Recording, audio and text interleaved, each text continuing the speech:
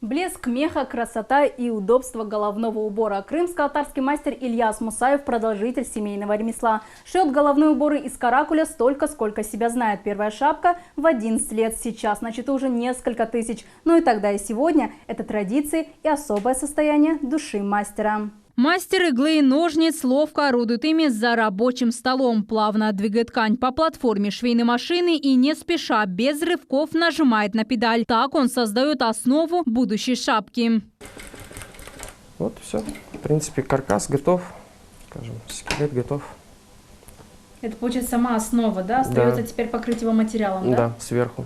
Это каракулем либо каракульчой. Для мастера это не просто головной убор, это часть культуры его народа, память предков, выражение своего этноса. О том, что свои секреты не раскроет мастер, предупредил сразу. Накопленный опыт остается в семье. Дедушка – мастер по выделке мехов, предки – купцы, торговавшие каракулем и ходившие с караванами по Великому Шелковому пути. Большую часть материалов доставляли из Средней Азии. В роду даже появилась фамилия Бухаровы. Первым все накопленные семейные знания дипломом Московской академии подтвердил отец Ильяса. После мастерство освоил и он сам. Это как ювелирное мастерство, то есть за пределы семейства это никуда не уходит. То есть Аллах Смитси, я планирую передать свой зинат своему сыну. Процесс изготовления национальной шапки сложный и трудоемкий. Самое главное – правильно выбрать шкуру ягненка. Она должна соответствовать определенным стандартам. Знающий мастер с одного взгляда и на ощупь может определить качество материала. Если он здесь идет одинаковый рельеф полностью,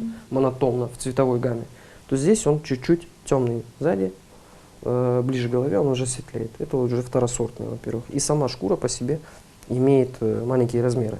Крымско-татарский мужской головной убор шьют из каракуля, натуральных шкурах 2-3-дневных ягнят. У более взрослых эти завитушки выпрямляются, и качество материала безнадежно портится. А это молодой ягненок, который еще нерожденный, так скажем. Вот это уже каракуль, каракульча. Это уже переросший, где-то неделя ему. Черные, серые и коричневые – последние две расцветки одни из самых интересных. Их шьют из редчайшего сорта каракульчи. Качество определяют по блеску шерсти, длины завитка и красоты узора. Самый дорогой – античный мех. Он имеет особую ценность, а его внешний вид просто поражает. На одном завитке более 4-5 цветов. То есть здесь, например, 2-3 цвета используются. Здесь там от 3 до 5 до 7. Чем больше на одном волоске цветов, тем он ценится и тем он дороже как бы.